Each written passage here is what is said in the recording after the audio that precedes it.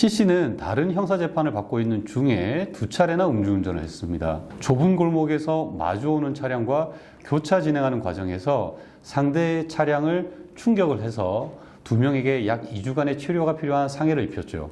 1심 법원은 징역 1년 2개월의 실형을 선고했습니다.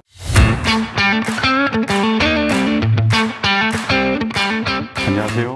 법률사무소 우림 나유신 변호사입니다. 오늘은 실제 음주 사건들을 통해서 여러분께 도움이 될 만한 이야기를 들려드리려고 합니다. 특히 오늘 소개해드릴 사례들은 단순히 이렇게 처벌받았다는 것을 넘어서 앞으로 비슷한 상황에 처하신 분들이 어떻게 대응하면 좋을지 도움이 될 만한 내용들입니다. 그럼 첫 번째 사례부터 볼까요? 첫 번째는 공무원 A씨의 사례입니다.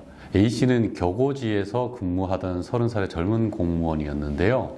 2021년 6월의 어느 날 휴무일에 지인 소개로 한 여성을 만나서 식사를 하게 되었죠. 소개팅을 한 거예요. 식사 자리에서 소주 한 병을 시켜서 3잔씩 서로 나누어 마셨고 자택이 가깝다는 생각에 운전대를 잡았습니다. 그런데 약 1km를 운전하던 중에 음주 단속에 걸렸고 측정 결과 혈중 알코올 농도가 0.061%로 나왔습니다. 이 주목할 점은 A씨가 음주운전 적발 후 검찰에서 그 기관으로 통보하기 전에 스스로 소속 기관에 음주운전 사실을 신고했다는 것입니다. 처음에 해당 기관에서는 A씨에게 정직이라는 중징계 처분을 내렸습니다. 하지만 A씨는 이에 불복해서 소총 심사를 청구를 했고 결과적으로 감봉으로 징계가 감경되었습니다. 감경된 주요 이유를 보면 첫째, 음주운전 전력이 전혀 없는 초범이었다는 점. 둘째, 그 당시에는 코로나 사태 중이었는데요. 코로나19 대응에 유공 표창을 받는 등 평소에 성실히 근무했다는 점. 셋째, 자진 신고를 했다는 점. 넷째, 스스로 차량을 매각하는 등 재발 방지에 의지를 보였다는 점이 고려되었습니다. 이 사례에서 우리가 배울 수 있는 점은 무엇일까요? 첫째, 공무원분들의 경우에는 만약에 음주운전을 해서 적발되었다면 이것을 곧바로 소속 기관에 알리는 것이 중요하다는 것입니다. 둘째, 평소에 성실한 근무 태도와 공적은 중요한 정상 참작 사유가 됩니다. 셋째, 차량 매각 같은 재발 방지를 위한 구체적인 노력을 보여주는 것도 필요합니다. 특히 이 공무원 경우에는 형사처벌 외에도 징계처분을 받게 되는데 이때 이러한 요소들이 징계 수위를 낮추는 데 큰 도움이 될 수 있습니다. 두 번째 사례는 B씨의 사례입니다. B씨는 2022년 2월 어느 날 저녁에 혈중 알코올 농도 0.223%의 만취 상태로 운전을 하다가 교통사고를 일으켰습니다. 좁은 골목에서 마주오는 차량과 교차 진행하는 과정에서 상대의 차량을 충격을 해서 2명에게 약 2주간의 치료가 필요한 상해를 입혔죠.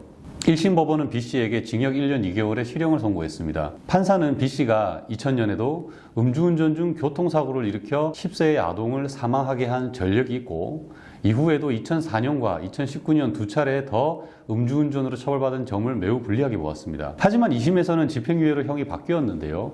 왜 그랬을까요? 항소심 재판부는 20년도 더 지난 과거의 전과를 현재 사건에 너무 무겁게 반영하는 것은 적절하지 않다고 보았습니다.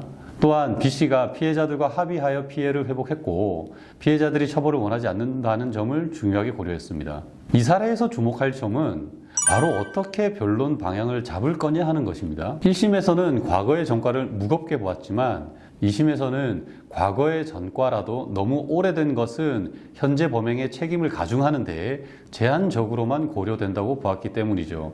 사실 이 부분은 사소해 보이지만 변론을 어떻게 하느냐에 따라서 판사의 마음을 움직일 수 있기 때문에 매우 중요합니다. 악마는 디테일에 있다는 말이 있잖아요. 이것은 재판에서도 마찬가지라는 겁니다.